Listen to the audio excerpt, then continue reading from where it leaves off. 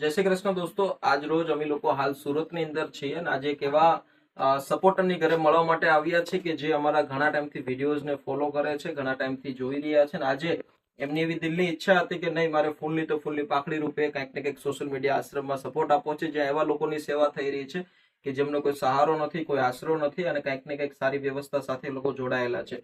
તો આજે અમારા જસુબા ને તમારું અટક શું બા? પટેલ. હા, જસુબા પટેલ, જસુબા ગોરધનભાઈ પટેલ. કે મારા વિડીયો કેટલા ટાઈમ થી જોવો છો તમે? આફ્રિકા ગયેલા ને? બરોબર. 25 માં જોયા. બરોબર.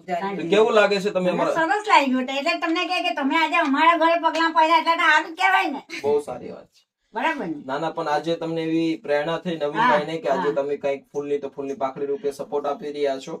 અમને ખૂબ આનંદ થયો અને આગળ પણ નવીનભાઈ ખૂબ સપોર્ટ આપ્યો છે અને બસ એવી જ રીતે એમનો હંમેશા સપોર્ટ રહ્યો છે. અને તમારા આશીર્વાદ આપજો કે અમે આ કામ માટે આગળ વધારે કામ કરી શકીએ. એવું બનવું જ જોઈએ એવું. બિલકુલ. આમ સ્વામિનારાયણ છે, ખાતા પીતા કશું નથી. ભગવાનના ભક્તો છીએ. વાહ, બધા મારા બધા છોકરાઓ હોય, બધા હોય એવા સ્વામિનારાયણ. બરોબર. હા, ના ના, બહુ સારી વાત છે બા. અને આજે બા તરફથી ને એમના પૂરા પરિવાર તરફથી 1,21,000 રૂપિયા સોશિયલ મીડિયા આશ્રમમાં એ સહકાર આપે છે.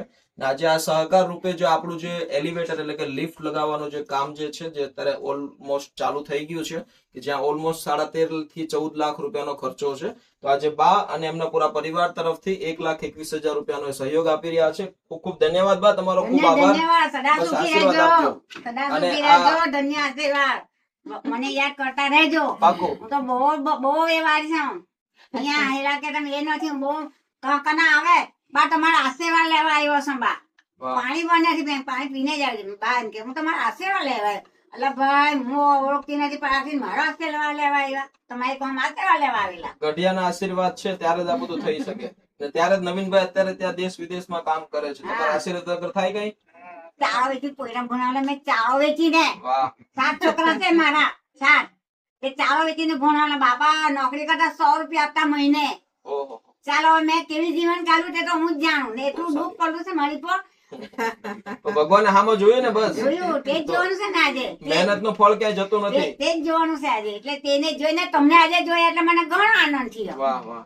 અને બાની ઉંમર 86 વર્ષ છે, તેમ છતાં પણ અત્યારે એકલા પોતાનું જીવન જીવે છે. બહુ મોટી વાત છે. અને આજે બની શકે એટલો એને સહકાર આપ્યો છે. અને બહુ મોટી વાત છે કે 1,21,000 રૂપિયા દોસ્તો બહુ મોટી રકમ છે. આ રકમ થકી આપણે ઘણા મોટા આ કામની અંદર જે આપણો આશ્રમ બન્યું છે, જ્યાં કરોડો ખર્ચો રૂપિયા લોકોના સાથ સપોર્ટ થી થયા છે. તો બસ આવી જ રીતે તમે પણ સહકાર આપજો. ચાલો બા, હવે અમે રજા લઈએ. બોલ, એ બાકી લે. કઈ વાંધો નહીં. બસ દોસ્તો, સપોર્ટ આપતા રહેજો અને શેર કરજો આવી જ રીતે પ્રેમ સપોર્ટ થી. Thank you.